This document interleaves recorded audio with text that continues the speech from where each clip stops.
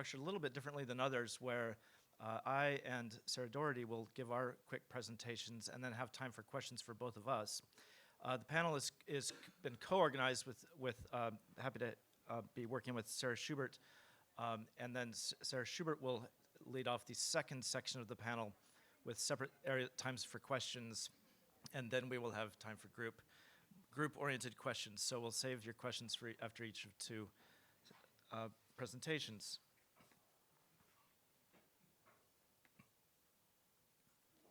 I'll just open up my slides.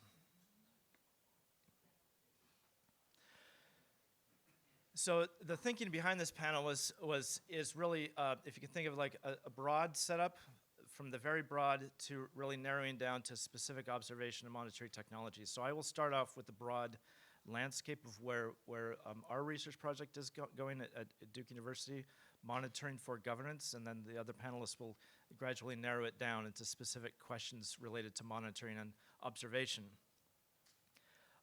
Deployment, there'll be constant updating, like a Bayesian updating of gathering information, learning, making new decisions, and revising our deployment decisions over time. So monitoring would have several objectives and benefits, aiding in the assessment of multiple characteristics, risks, and impacts of any SRM deployment, to improve scientific understanding, reduce risks, and inform decisions. So specifically, objective 1, monitoring would help in the early detection of a possibly covert SRM deployment.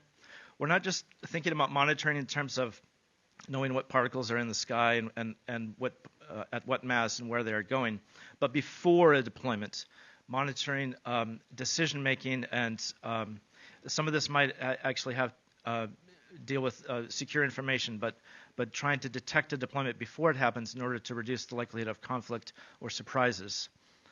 Once a deployment might happen, monitoring would help us understand the details of the deployment, provide confidence that we know, okay, say if we are deploying SAI, we understand that we expect that we're doing this, we're launching so many planes, actually what is happening, and then how can we learn adaptively over time to make decisions on that. Is what we're doing having the intended effect? If not, why? And then how do we revise our decisions? Again, stop the deployment entirely if some sort of unknown bad outcome is happening. A couple of other objectives: understand the long-term impacts of a deployment. This gets down later in the timeline, starting to assess the climatic impacts of a deployment and the non-climatic impacts of a deployment, intended or unintended. Help with the assessment of claims of adverse impacts for those regions that might be hurt by a deployment. And then, of course, monitoring would help with basic science, regardless of any political goals related to deployment, helping improve our understanding of the science of the chemistry and physics of the stratosphere, and helping with Earth system model building. So along on that timeline theme, going from left to right, this is not an exact. This is not. I don't know what scale this is, logarithmic or whatever, but this is a sequential series of steps or stages that you might want to consider when thinking about a monitoring system, from early field experiments to development to early deployment, mature deployment to a phase down. And at each of those rough chronological stages, we can think of different physical science and technical capabilities that we want to have on the top, and political and institutional capabilities that we would want. And at each stage, we might want to ask, what would the monitoring do? What are we trying to measure exactly, and why? How do we obtain that information? Is this through public disclosures? Is this through satellites, airplanes, balloons, or ground observations? How do we verify that information? How do we have multiple sources verifying the information? Is it self-reported? Do we trust that information? What do we do for covert deployment, and how fast can we detect a covert deployment? And then what relevant monitoring capabilities exist now that could be repurposed or buttressed or expanded? What needs to be developed that's new? The way I think about this is, imagine hypothetically if some country starts to do SAI right now, how would we know it's going on? Well, we would know it's going on, but we might want to improve our capabilities in understanding what's going on. I won't go through this line by line, but this is based on our work at the Duke workshop that we had a year ago on monitoring. We'll need several different technical capabilities. Again, following the timeline approach, and we can think of it in three larger stages. This awareness of really pre-deployment before anything happens. We're talking about if it's public and a country announces they're going to develop, or we notice that planes are being built. This early stage pre-deployment up to a point where something might be detected, and Dan Visioni yesterday explained a timeline of what sort of mass of particles would be needed to be detectable. In the middle line, we have a deployment happening, and we want to understand, okay, how can we characterize that deployment? Ideally, you'd want to have someone in a second party being able to understand the first party who is deploying. What are they actually doing? They may be claiming they're launching so many planes per day and dumping so many tons per day, but how can we verify that that's actually occurring? And then in the last row are starting to look at the effects on radiative forcing, on the climate, on ultimate impacts, and start to evaluate those, and then feed that information back into decision making. In addition to the technical capabilities, we can think of political capabilities. Here are three ones that might be most important. Credibility. We want to have a system that countries would trust, if such as for, say, the Montreal Protocol system for observing and monitoring the ozone levels. There are multiple ways of triangulating the information from ground-based observations, satellites, self-reporting, other methods, and all that data is fed into a decision-making and assessment process where they come up with a roughly confident number of this is the level of ozone right now, based on multiple versions of observation and monitoring. So related to that would be this need for distributed capacity. We don't need, it'd be best to have this across countries and not just in one country, especially to build trust across nations that are rivals with each other. And also related to that, transparency with the data. This should be publicly shared to all states and stakeholders. This should not be secret information at all. I'll skip the preliminary takeaways, but go to the key challenges that we see at this point.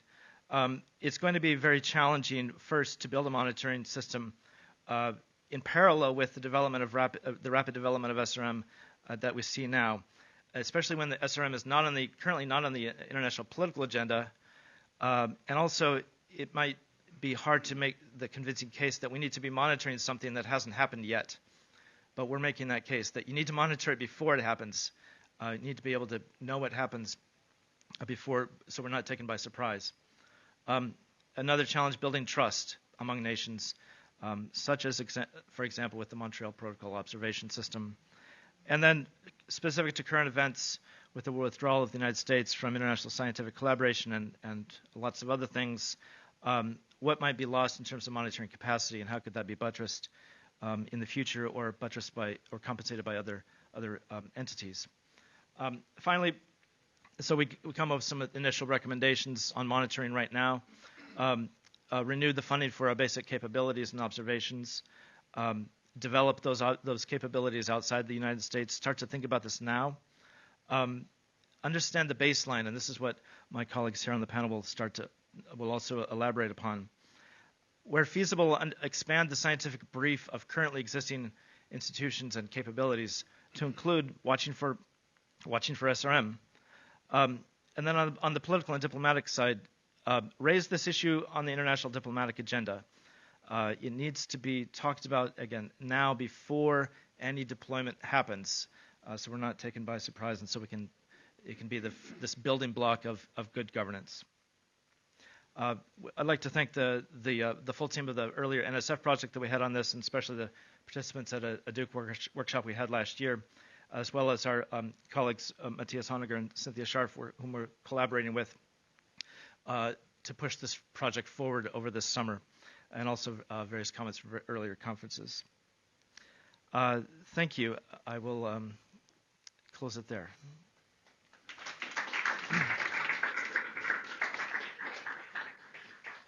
And now we'll go to Sarah Doherty, and then we'll have questions for this initial section. Yeah, so it's a little funny that I'm here talking in a stratospheric section because probably some of you are aware that I primarily am working on marine cloud brightening these days. Let me go into presentation mode. But my career actually in atmospheric sciences started down in the Antarctic, where I lived for a year studying the ozone hole. And one of the things I did was launch balloons, which we're going to talk about later, to study, measure the stratosphere and study particles in the stratosphere and their effects on the ozone layer. And then the other overlap I have is that I was the editor for the scientific assessment of ozone depletion in 2018 and 2022. So I sort of wrapped back to my roots in the stratosphere more recently. So I want to talk about the need for observations in the context of policy and sort of robust scientific assessment. So the scientific assessment of ozone depletion is done through the Montreal Protocol, and is done every 4 years, and it's a scientific report that comes out that's sort of a mandated part of the Montreal Protocol. So I just want to hit on a couple of the features of the Montreal Protocol. One is that it has global participation. It's the first and only treaty to actually achieve universal ratification, which means it's an existing body that already has the voices of every country in the world participating.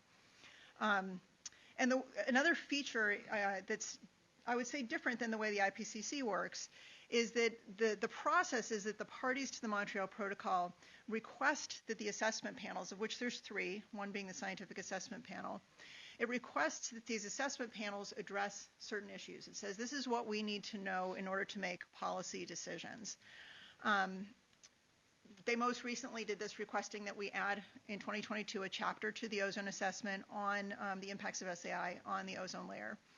And then the assessment panel independently assesses the state of the science and produces high-level messaging. That is not, those high-level messages, unlike with the IPCC, are not influenced by the political process. They cannot come back and say that, countries cannot come back and say they want those scientific statements revised in some way. So it's a coupled process in terms of providing the information policymakers need without being politically influenced. And this whole process is extremely informed by observations. So this last assessment cycle, like I said, includes the first comprehensive scientific assessment of SAI in the context of how it affects the ozone layer. Montreal Protocol has also been proposed as a potential governing body for SAI, if not SRM more broadly. Yeah, so that's sort of the links to the Montreal Protocol and the ozone assessment. And again, it leans very strongly on observations, as would future assessments of SAI. And it's been mentioned, you were talking about the importance of these for monitoring, for if there's a deployment, but for sure there's also a need for monitoring, for baselining. We don't have great information about what's up in the stratosphere right now. And we're about to lose a lot of the observations that we currently have. There's a paper that came out recently, The Imminent Data Desert, the Future of Stratospheric Monitoring in a Rapidly Changing World. And this is fundamentally about the loss of satellite observations. Just for understanding the basics of the stratosphere, especially in the context of the ozone hole. But one of the things they pointed out, and I want to read it, is we conclude by noting the irony that the world's observational capability for diagnosing how the ozone layer is being altered by human and natural factors will diminish at the same time that mitigation of climate change by stratospheric aerosol injection, which poses a risk to the future recovery of stratospheric ozone, is the subject of increasing research and dialogue. So it's relevant to the ozone layer, but it's linked to SAI as well. So we're about to lose a lot of our satellite capabilities for monitoring the stratosphere. So what else do we have? Well, there's a handful of aircraft. I think it's 5, 6 aircraft in the world that can actually fly up into the stratosphere and make observations. They are all based in the US, and they are all with NASA. These are old spy satellites that have been repurposed for making measurements. So that's not great, having that capability in one place. These aircraft are old, and as we know, the current situation in the US, these support for these are probably at risk at this time. So that we have that. So at the same time that we're losing satellite capability, we have limited aircraft capability, also very expensive to operate these aircraft. We have changes going on in the stratosphere right now, even without SAI. So really interesting paper here with the finding that there actually can measure a change in the particulate composition of the stratosphere based on rockets, the number of increased rocket activity that's going on, that's leaving behind particles in the stratosphere, with projections about in the future, with increased rocket activity for putting up satellites, small satellites, how that's going to change. So this again wraps back to the idea of just needing to understand what's up there right now and how that might be changing, even without SAI. So even with the current state of affairs of the current satellites and the current aircraft, I can tell you from working on the ozone assessment that the stratosphere is significantly under-observed relative to what's needed.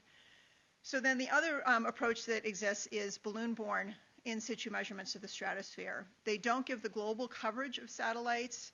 They can't carry all the equipment and measurement capability of those aircraft, but they can make measurements that have vertical resolution. They're inexpensive. You can do them at a much vastly lower cost than the aircraft or satellite measurements, and they can be deployed from just about anywhere. I do want to point out that for all of these, measurements in the stratosphere are particularly challenging. This is quite different from releasing weather balloons to study the troposphere. Measurements to study the stratosphere, as you're going to hear about, these balloons are going to very high altitude. The instruments on those balloons are going to very high altitude. You have pressure challenges with the instruments. The concentrations you're trying to measure are very low. You're working in a very high ultraviolet radiation and cold environment. So this is a challenging thing to do, and therefore requires the deep specialization of these people sitting to my right.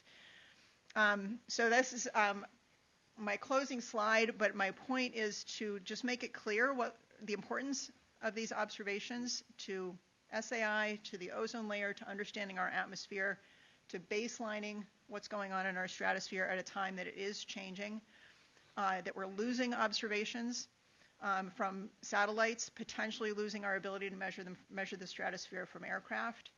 And what's left, what we have right now in front of us is really, I would say, the upside is that I think there's a significant untapped opportunity for the global science community, not just wealthy Western countries, to be directly involved in making measurements, and through that being a direct part of scientific assessments, and thereby contributing to inclusive, ethical decision-making about SAI and its potential use, as well as the state of the ozone layer, things that are going on with rockets. So what you're going to hear about next is programs based out of NOAA to do balloon-borne measurements, the B2SAT program. And then from Sarah about a program at Silver Lining to try and put high-altitude balloon packages with observing instruments in the hands of people around the world to be able to do measurements in a distributed way. Thank you.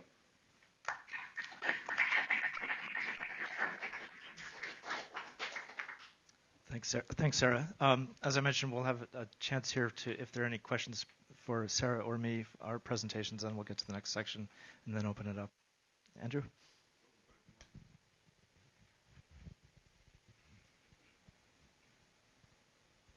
I think these sessions are recorded, so it's worth using the mic. Is it on? Yeah.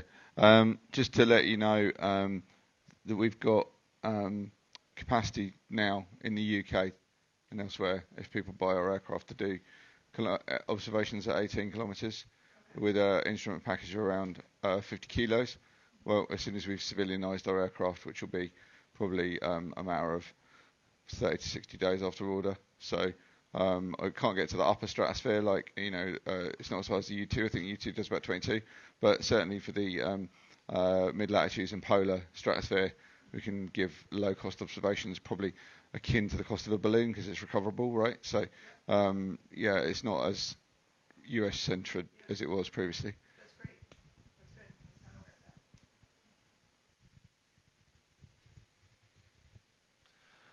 How much does it approximately cost to produce an aircraft capable of going to the stratosphere and making measurements? I mean, they're not built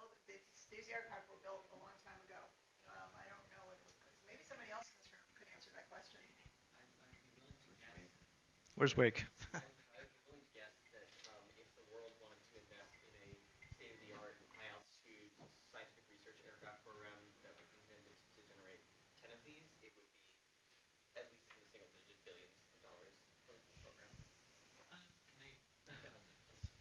Hi, Hugo Wagner. I used to work at Airbus. A high-altitude pseudo-satellite platform, which is a flying wing that's able to lift a very, very small payload. So depending on the type of things you can do, but I think people on this panel are working on the miniaturization of many useful instruments. So if you're happy with 5 kilograms, $2-3 million. That's more, what we're talking about. If you need to stick to the type of payload that the ER2s and WB-57s, which is an order of magnitude or higher, are able to carry to those high altitudes, we can use some existing assets in the military surplus, also for a relatively accessible price point of, the order of several $1 million. I'm going to say less than 5, probably. So without that's the upfront cost of acquiring those assets. The operational cost is a different discussion, obviously. Thank you. Okay, great. Thanks. We'll have time for more questions later. Now we'll turn it over to Sarah Schubert.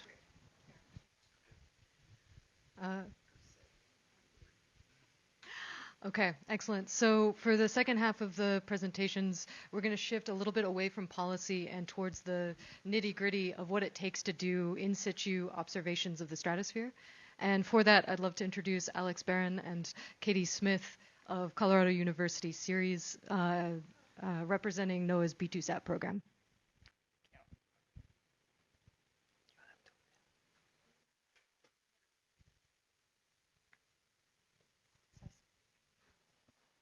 Hello, I'm Katie Smith, and this is Alex Barron. And yeah, we work with the B2SAT program to perform in situ monitoring of the stratospheric aerosol layer.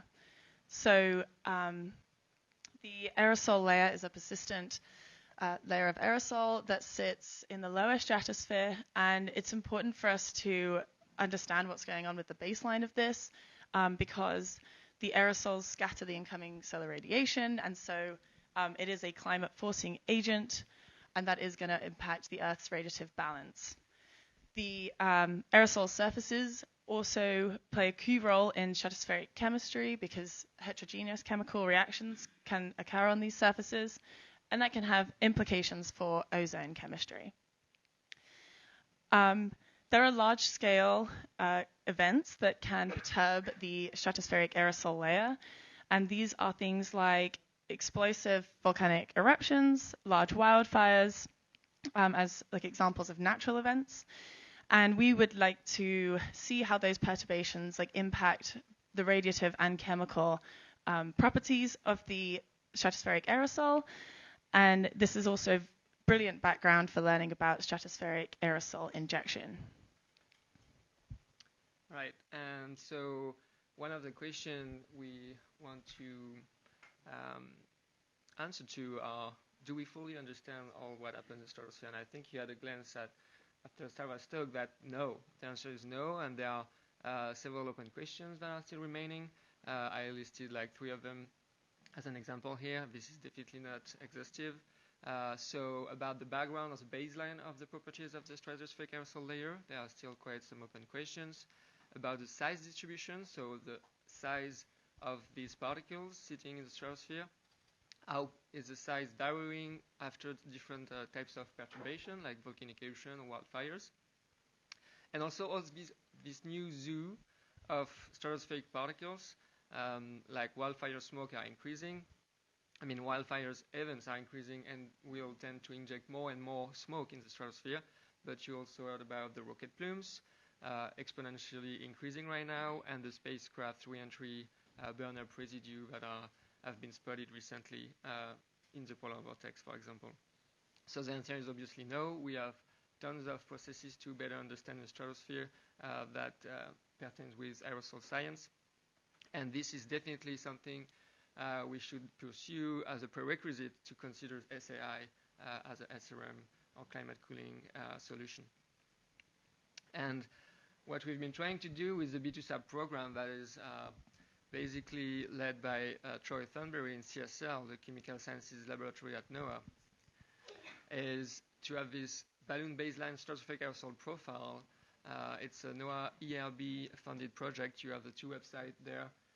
You can look this up, B2SAP website with all the information you're going to get in this presentation, but also access of the public database that we are collecting.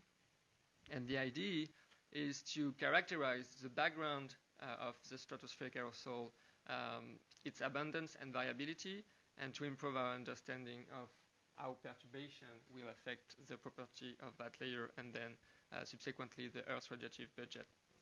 So we achieved that using in-situ observation with balloons, and we'll talk about that more. Yes, so the B2SAP aims, so it's to characterize the aerosol number and size distribution over the globe. And to do this, we are doing systematic and frequent stratospheric observations. So this is helping us to define and characterize that aerosol baseline.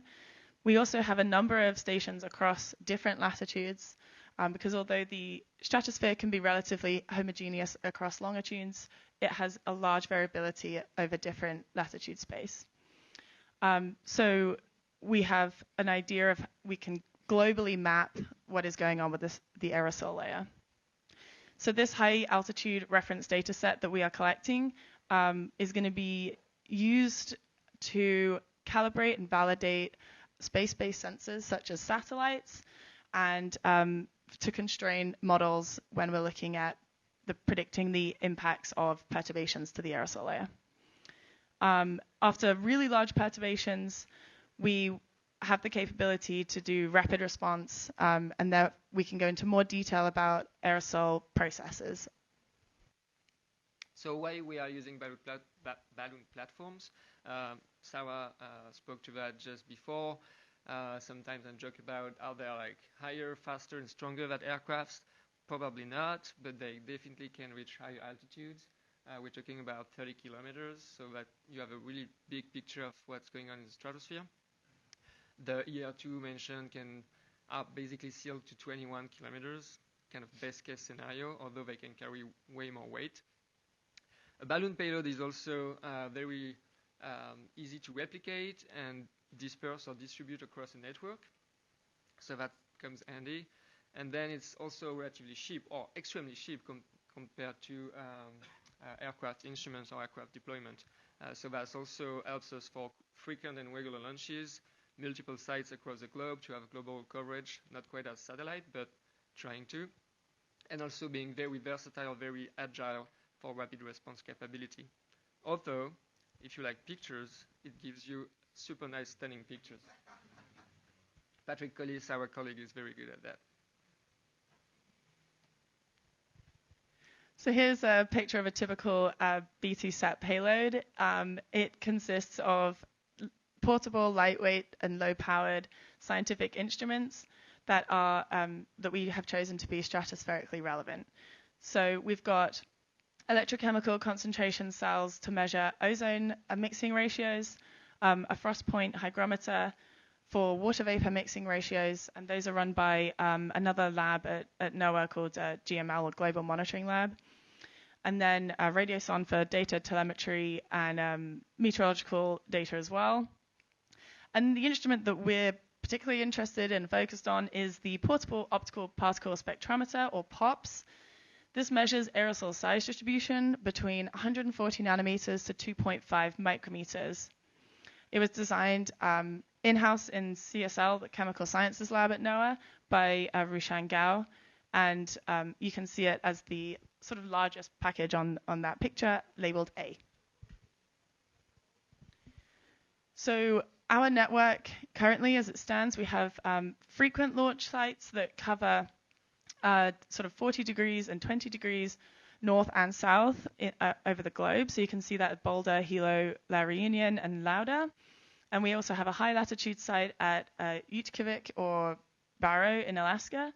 So these we typically aim to have a minimum of one launch every 3 months, and often more frequent than that.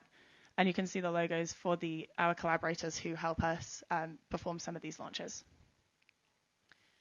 We want to keep increasing where we're launching from, and to that effect, we have had some success with launches in Antarctica over 2 different sites, so the South Pole and Scott Base.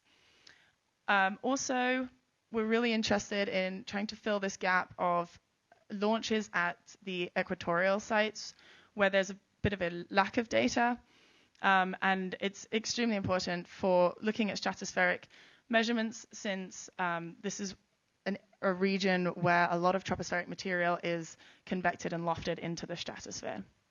So we have the Suriname, Costa Rica site, and a future site, we hope, in Palau. So this is a glimpse at the current database as it stands. So this whole project started in 2019. You can see that we have here a timeline on the x-axis, and the y-axis is basically the latitudes with all the sites on the right.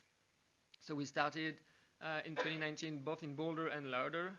You can see that the frequency in Boulder is very high because we can basically launch them, chase them down, recover the payload, and launch them again.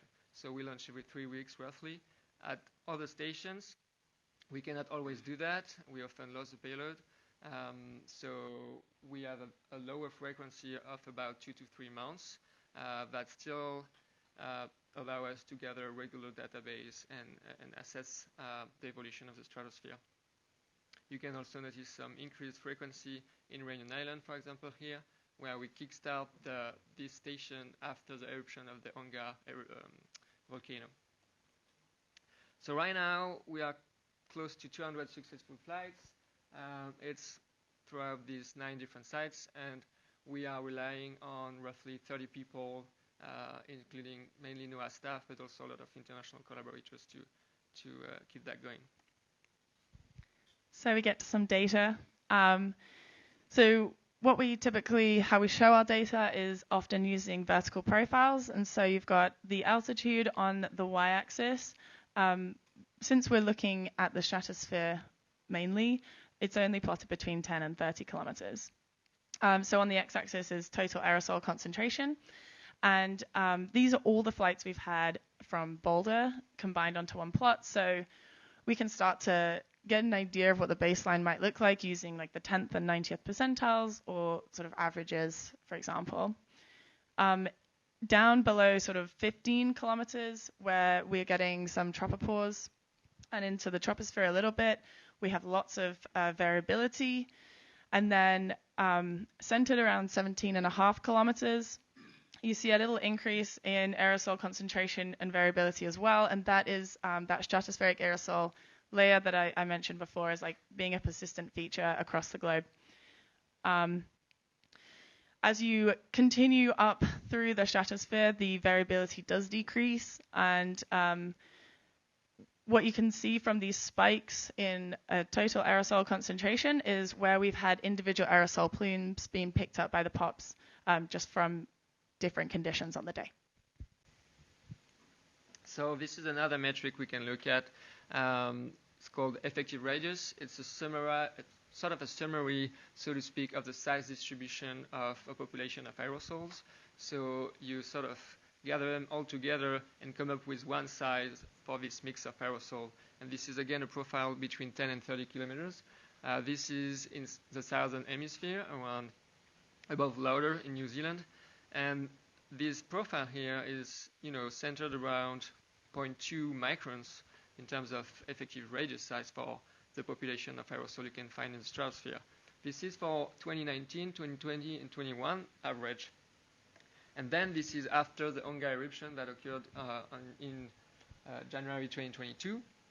And you can see a significant increase of this overall size of the population of aerosol in the stratosphere because of this eruption.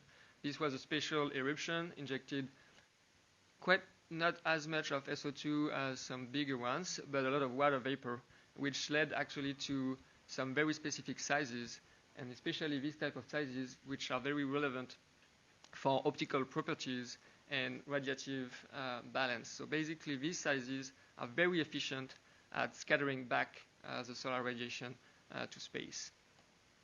Now, for the near past, let's say 2025 and this year, this has come down back to close to the baseline that we were measuring before the Onga eruption. Not quite, as you can see, around 20 kilometers, where we can still see remaining signature. So looking at some of these space sort of based validation that I mentioned before. So this is a satellite-derived product called the Global Satellite-Based Stratospheric Aerosol Climatology Dataset, or GLOSAC. And we're just comparing this with our averaging all the vertical profiles from Boulder. So the GLOSAC data was selected to only be from the times where we have launches in Boulder, and also like plus or minus 2 degrees around that latitude. So it does agree pretty well, and where there is slight discrepancies, these can be explained by the fact that the POPS instrument has a higher vertical resolution than the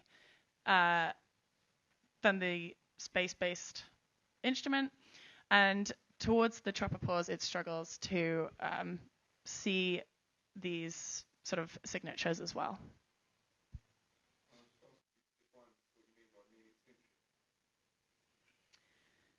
Yes, so this is like how much light is getting absorbed throughout the atmosphere. So you've just heard about the NOAA project we are working on, these small balloons. Here I try to offer you like a future avenue for stratospheric monitoring. We've been working with this company. It's called Sky. They are based in New Mexico, and they are using these huge balloons. So you see the size of it is pretty gigantic. And so the vision we have with them would be to imagine this type of platform. They achieved station keeping capability at 60,000 feet, so 19 kilometers. And they can carry like 50 to 250 kilos of payload. So imagine that for SAI monitoring system, you could have all these, several platforms like this one parked there in the stratosphere for extending period of time to continuously monitor the stratospheric composition and specifically the aerosol size distribution that we were talking about. Isn't that cool? This is 70 meters long. No, this is for real. I was there. Yeah. we already put some payload on previous version of it. Yes, last year they achieved station keeping capability, and we're going to fly again with them in June to have a sort of all-in point of view, which is very much needed for modelers, because now you can have the air mass coming at you, and you are continuously monitoring it. So just to conclude on that presentation, stratospheric aerosol research is not new, and B2SAP is not new in that field. But the goal of B2SAP was really to try to have a systematic and regular measurements of aerosol in the stratosphere at different latitudes, as you saw. And so this is really pioneer from the NOAA program. This is also relying heavily on international collaboration and strongly on NOAA staff, infrastructure, and research funding. And you see where I'm going there. For more resilience, I think international engagement and leadership will be very welcome. And with that, I want to acknowledge every partners we do work with, a lot of different institutions around the globe. Thank also to the Degrees Initiative and GeoMIP, because we've been sponsored by them to travel here. It's very difficult to travel these days when you are embedded in a NOAA lab. And this is an amazing team of people we're working with at NOAA, CSL, and GML. Thank you.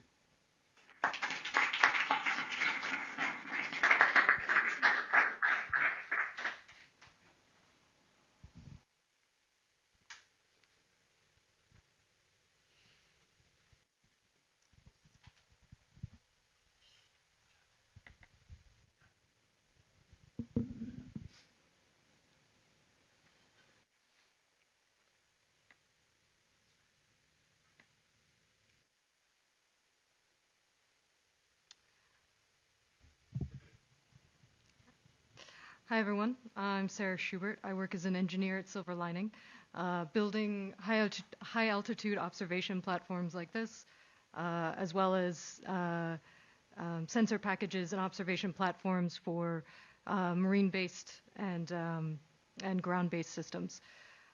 Before I worked at Silver Lining, I worked at a number of high-altitude balloon companies like Loon's Internet Balloon Company, and using balloons for wildfire detection and scientific research. And so I'm here to talk to you about something that is near and dear to my heart, which is creating more balloonists. So if you guys are going to leave this presentation with any message, I want it to be one, that we need more observation. We are losing observational capacity at exactly the moment when we need to expand it. And two, that you are capable of starting your own balloon observation program. So that's what we're going to talk about today. So as others before me have mentioned, there are a lot of benefits to balloon-based observation. There aren't very many platforms where you can get in situ or in-place measurement.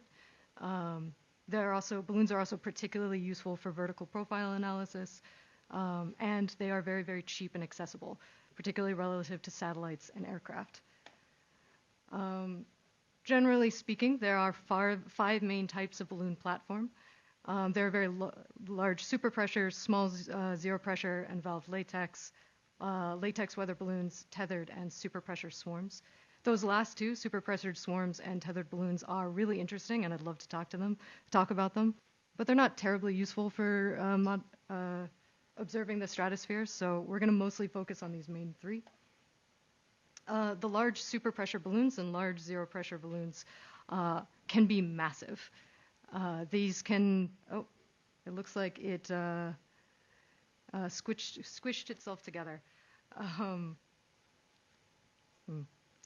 So these balloons can fly the longest, fly the highest capacity payloads, and can travel the highest. They can go up to 30 kilometers or more, so often higher than 30 kilometers. They can fly for weeks to months, some over a year, and they can carry multiple tons of payload. Unfortunately, developing these often costs millions of dollars in R&D. They tend to be done by large state programs like CNES in France and NASA in the United States, or large companies like Aerostar and Google Loon. Then there's the small zero pressure and valved latex balloon. These are medium duration, medium capacity, and that's what we do at Silver Lining.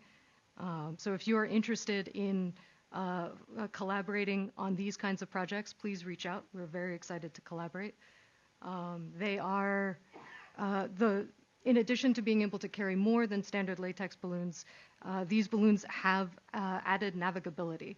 You can choose, to some extent, what altitude you fly at and in what direction. But for most of this presentation, I'm going to focus on standard latex balloons. These are the standard for scientific research. Every day, 2,000 of these balloons get released for radiosonde soundings around the world. And they're an incredibly useful platform for in situ measurements. It is the platform that you can fly the B2SAT payload and get vertical profiling without significant development or expertise. They are also much, much cheaper. Unfortunately, you get little to no altitude control, and the flights are very short. The profile will look something like this.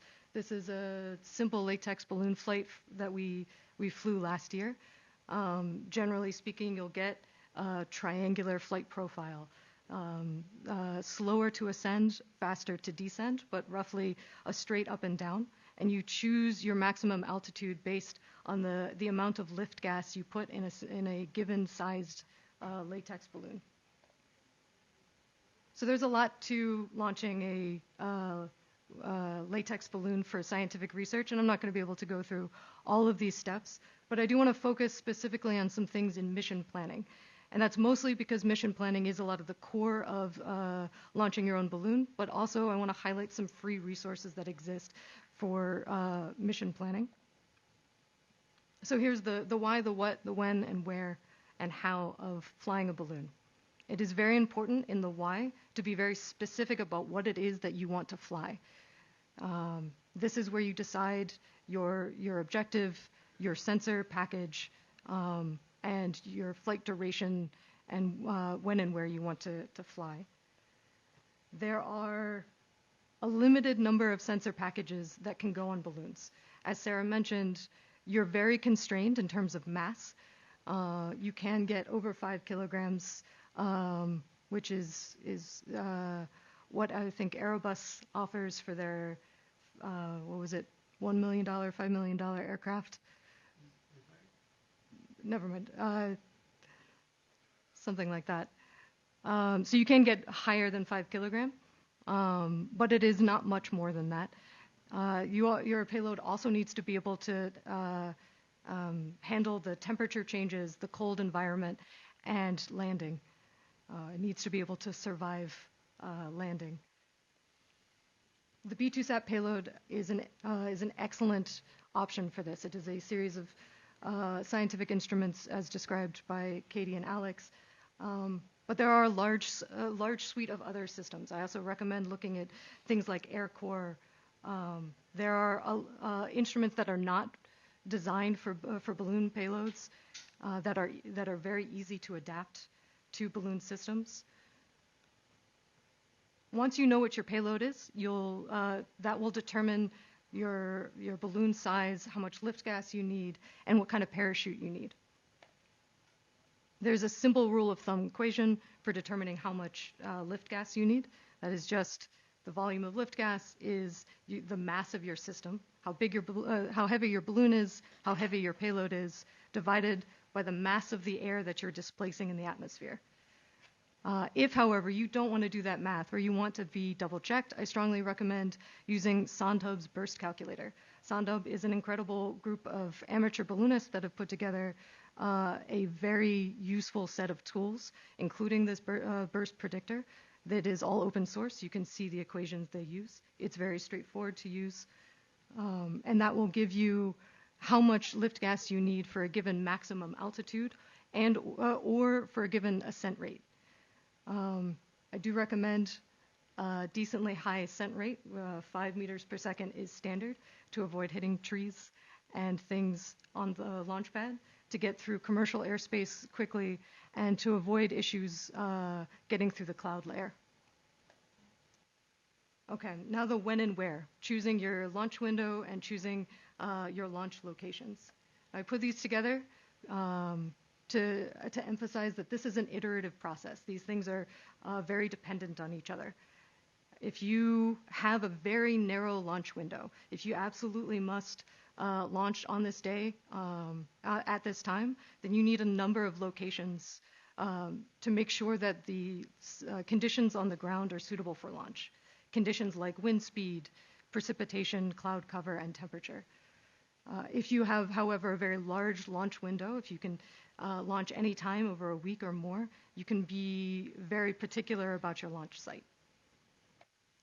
Finding a launch site, very straightforward. I would use Google Maps.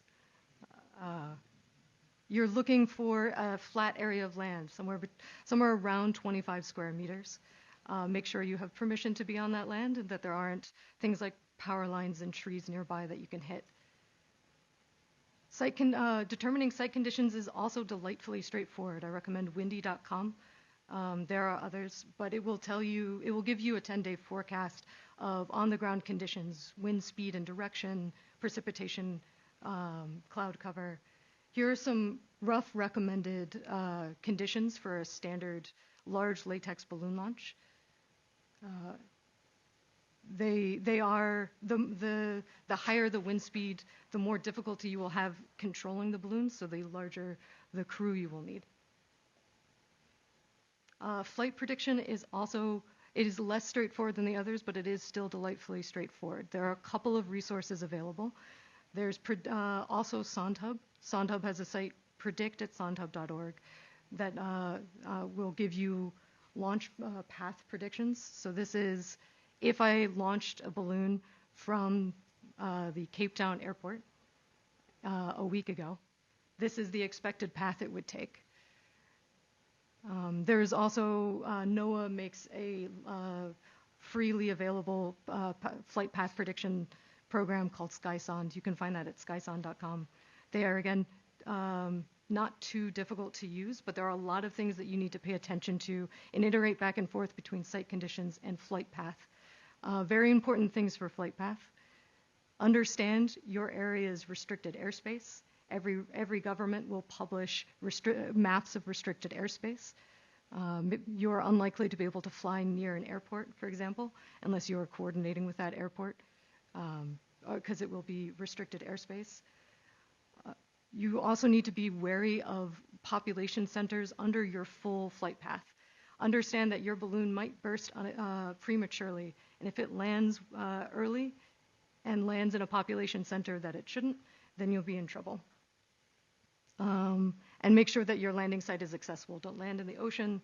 Don't land on large mountaintops. We have rescued many balloons from very tall trees. It takes a very particular kind of skill set, and I disrecommend. Keep in mind your landing site. So this is the SondHub flight path prediction software. This is SkySond's flight path prediction. It is worth noting, SkySond also makes a data receiver app. This is very useful and for some instruments absolutely critical. The two of the instruments, I believe, on the B2 SAP, the frost point hygrometer and the ozone sonde, do not record data locally. If you want that data, you need to receive it in real time through the SkySond receiver app. Okay, and how? You're now ready to collect your equipment and your crew and get going. There are a lot of really useful off-the-shelf components for launching balloons. There's cut-down devices, trackers. Please reach out if you're interested and would like advice on systems that are useful for observation programs. Okay, you are now ready to launch a balloon. Almost.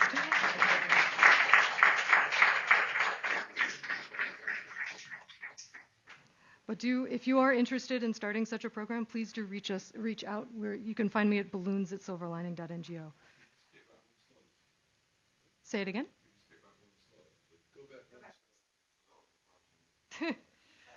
Fair enough.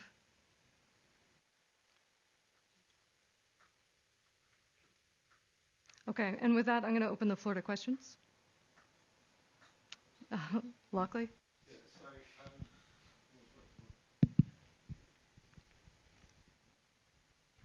Yeah, you mentioned using vent valves to control altitude. So the original Satan project used that technology, but we found that the balloon was rising so quickly you couldn't get the gas out of the balloon fast enough to avoid it bursting, even if you're actively pumping it. Are there commercial products available out there that allow you to clear the balloon so that you can do altitude control? Because I'm not aware of anybody doing that at the moment. No, altitude control, there are no off-the-shelf products for that. That's when you need to, that's when you would reach out to an organization like ours to collaborate, or there are a couple of companies that will fly payloads for you that do altitude control. But there are no off-the-shelf products for that. Yeah, and I can add that at NOAA we also use a valve that is not active. It's a passive valve that will open at a certain pressure level. And the elasticity of the rubber balloon will squeeze out the helium and slow down the descent without bursting. Yeah. So we basically ascend at 5 meters per second until 28 kilometers or so, and descend at 5 meters per second. It's like surprisingly very symmetrical, actually. Yeah, were you using a latex balloon for that when you found? We had two balloons that gas ballasted, so you could, in theory, control by venting all the lift gas from the top balloon or venting ballast gas from the bottom balloon. And the system worked really well in theory. But when we tried to do it, we found that the elasticity of the balloons was insufficient to clear the lifting gas, and so the balloons just kept rising to failure because they couldn't sell. They were basically rising quicker than they could vent. That was a problem. Yeah. Sounds like you need to reach out to an expert to design an altitude control system. The issue was that we were doing it in contested airspace, and we had to have a high ascent rate. If we'd been doing it in the middle of the boondocks, it would have been a problem.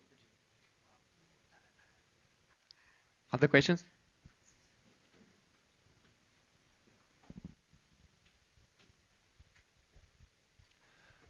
This is to Alex and Katie. Has the SAI modeling community noticed your results regarding aerosol size distribution that you collected after the Tonga eruption, or is this already like known in the SAI community?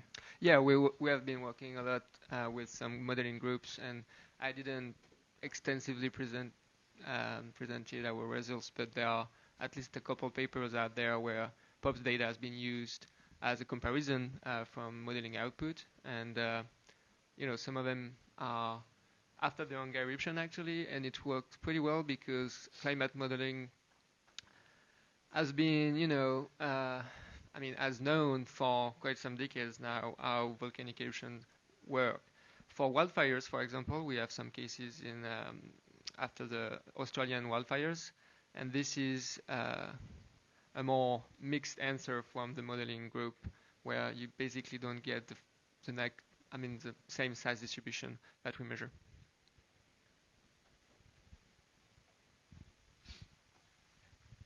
Katie, do we have a good understanding of where those individual plums come from that you showed? Yes, so what we'll do if we'll see something like that in a profile is we can run back trajectories and figure out like a region where that might have come from, and either associate it with like a fire or potentially a volcanic eruption, or even like a thin layer of cloud or something. Do we know the persistence, the endurance of those individual plums? We not necessarily, like some of them can be quite narrow, and we expect that to disperse quite quickly. Where we have like larger kind of bulges, like we saw with the Hunga Tonga, like we sort of associate that with a plume as well. Was persisting. I mean, you could still see it after like 4 years, and you can see as it moves up and down, like altitude over time as well.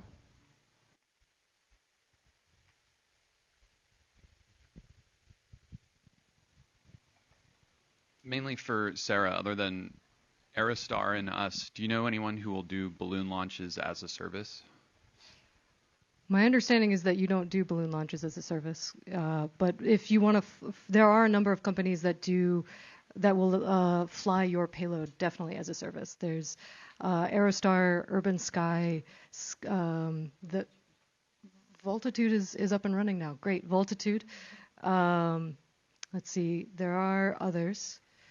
It's a pretty small space, and largely concentrated in the U.S., though there are a couple of companies outside the U.S. as well that will fly your payloads.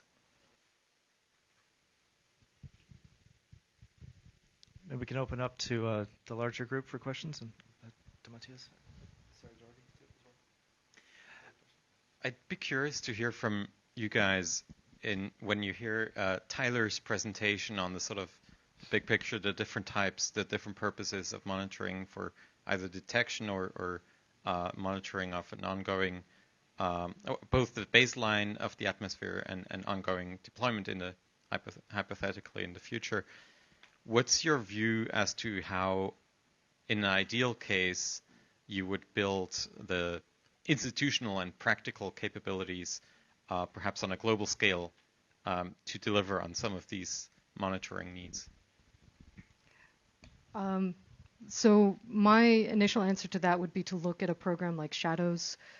There are a couple others. Shadows is a NASA program that collaborates with scientists and institutions around the world to increase regular ozone sonde launches, to specifically trying to increase regular ozone sonde launches in the southern hemisphere. But what you want is consistency, and not just consistency in timing, but consistency in place, so that you can get like comparison for analysis.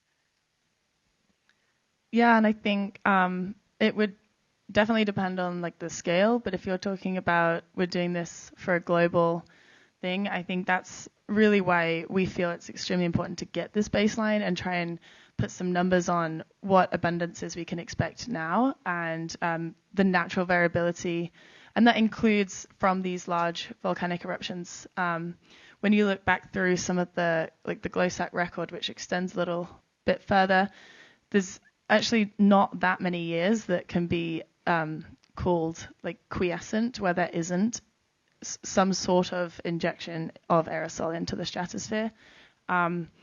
So I think we would likely be able to detect something that is making global changes, but I would imagine we would see it as a comparison to the baseline. Did you want to add anything? Yeah, to add more on the shadows point that Sarah did, I think you really want to build up these type of big networks with a very operational way of looking at things, with strong quality of the instrumentation, protocols. You provide the instruments that are all the same, basically, and these sets of documents that will help the teams on the sites to launch them on a regular schedule. And with that, you have a tool to basically bring people in and have a multiple sites network to build this tool of monitoring. Yeah, just two quick things. One is, just to reemphasize the idea that if you're going to do these observations, especially if you're talking about monitoring over a longer period of time, you want to have the ability to compare past measurements and future, to compare across time. And one of the issues with satellites is often they do, as you get more advanced satellite measurements, they get more sophisticated, but they're doing things in a slightly different way than the previous satellites. And so getting basically a continuous timeline of information can be difficult. And so, some of the nice things about not just having the same instruments in different locations, but over time being able to say, yes, this measurement is comparable to the measurement we did 20 years ago, so we can compare those. And I just want to make one more point, which actually wasn't raised when we were looking at the maps of where you guys are doing balloon launches. It looks really sparse, right? You have a couple at 40 degrees, a couple at 20 degrees, a couple at the equator. A really nice characteristic of the stratosphere is that up in the stratosphere, the winds pretty much go, they wrap around the globe. They just go in a linear fashion around the globe in latitude bands. So unlike the troposphere, where there's so much variability and winds can go all different directions, so to get good coverage of information, you need a whole lot of monitoring sites. A really nice thing is by these guys hitting in specific latitude bands, you are characterizing on some level the stratosphere throughout that latitude band around the globe. You don't need measurements, every 20 kilometers at that latitude.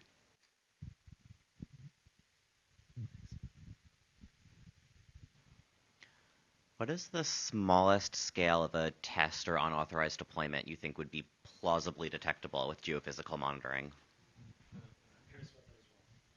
Yeah, that's a tough question. I guess it depends on a lot of parameters. But for example, from the POPs perspective that we know well, if you think of an engineered particle of a known size distribution that is definitely not natural looking, if we go through that plume, which can be luck, depending on how we know if this happened, we would see it.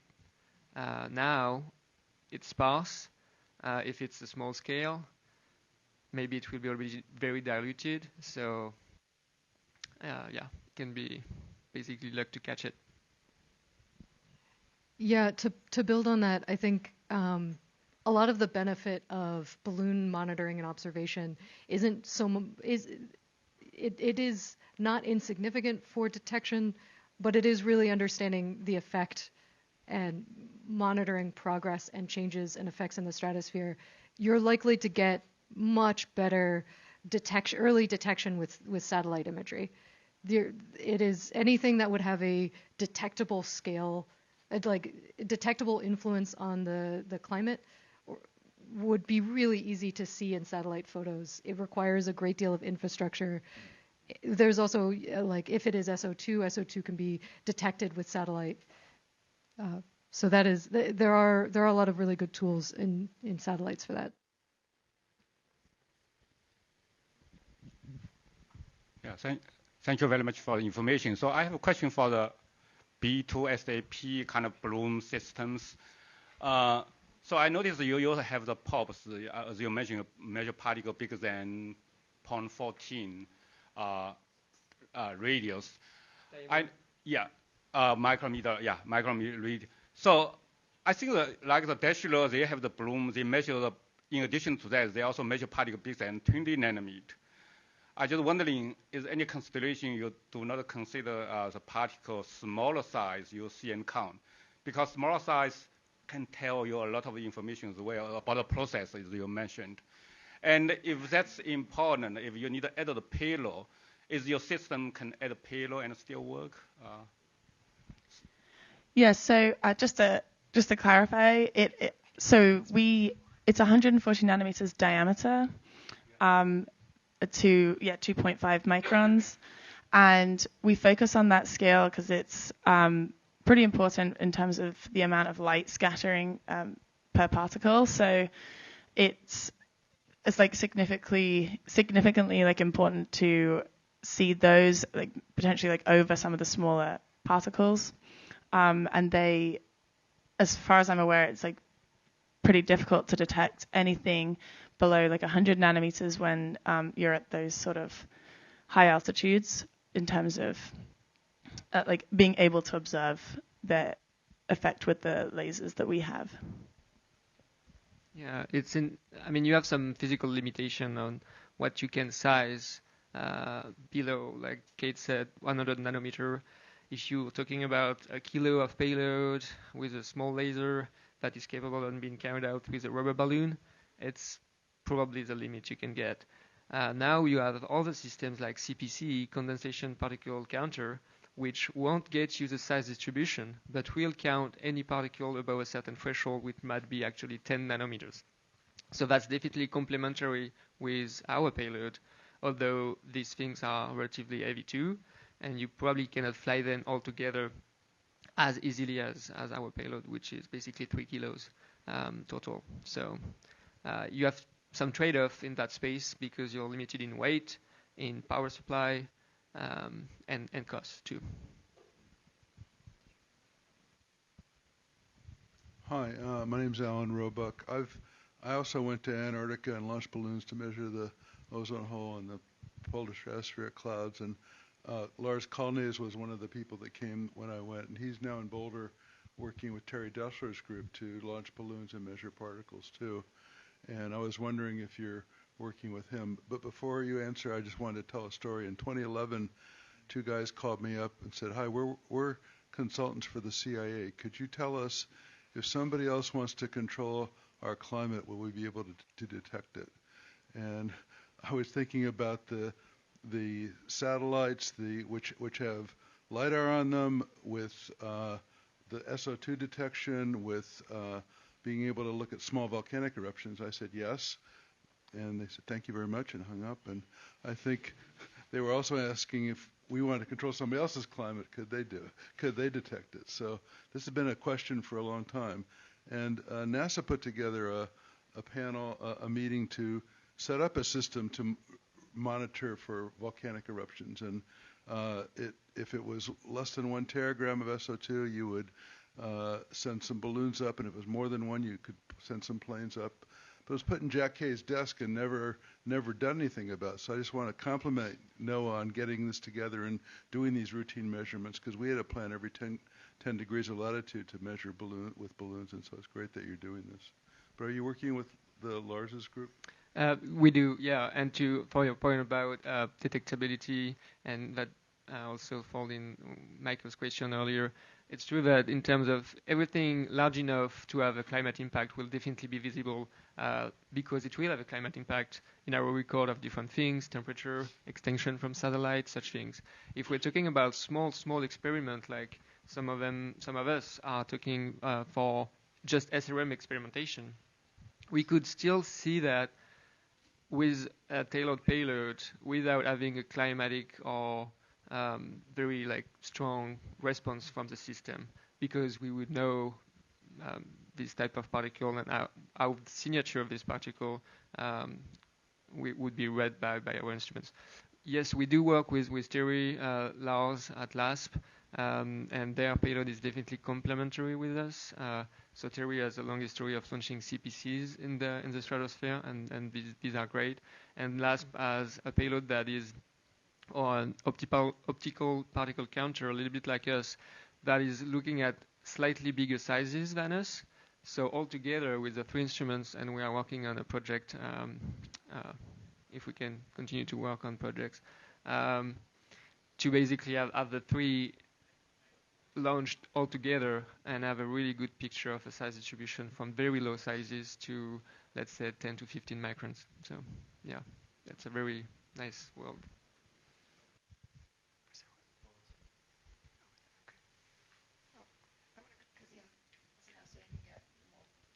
A quick question. So about the, we're talking about establishing a baseline to potentially be able to know more about what SRM might do in the future, including in the stratosphere.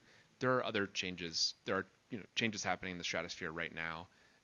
Things like increasing rocketry and those impacts, the ablation of satellites coming back into the atmosphere. I'm wondering, you've talked a lot about size, and I'm not a scientist, so I know that the composition of aerosols is really important for understanding those changes. That was done with the PALMS instrument. I guess, can you speak about like the potential for balloons to help address some of those questions about how those impacts are taking place in this, what changes, those changes in the stratosphere, and do we need other types of instruments to help resolve those questions, including how they relate to SRM? Yeah, that's a great question, and yes, we do need different instrumentation to address the composition issue. So we were successful in getting a small grant to design a particle impactor system that we will fly on a balloon. We're aiming for sort of polar regions, and we will bring a sample down and analyze it to look for composition. With the aim, the sort of motivation behind that was the spacecraft re-entry and the ablation, just to see if some of these like metallic elements that haven't ever been seen in the stratosphere before, if they have an impact on stratospheric chemistry, because a lot of them seem to be sort of like catalytic metals. So we cannot tell composition with the POPs, but yep, we are working on that and trying to get that to be able to fly that in as a complementary instrument, and then we'll get so much additional information from that. So I'm afraid we've reached the end. This went by. Oh, do you want to answer? Oh, just one more point. We'll wrap up. Yeah. One of the coolest instruments that exists other than B2SAP is also the Air Core, which is also a NOAA design system that takes samples of the stratosphere all the way from 30 kilometers down to the ground. Air samples, you mean? Air samples. I don't know what I said. Yes, air samples to do composition analysis. Thanks. So yeah, we very quickly hit the end of the session time. But I want to do just ask a quick question of the group, whether there's interest, who in here might be interested in, like, if you could stand up a balloon launching site in your wherever you're based out of to measure the stratosphere, do people have an interest in that? It is a great deal of fun. I do recommend. Okay. Thank you. Thanks everyone for coming.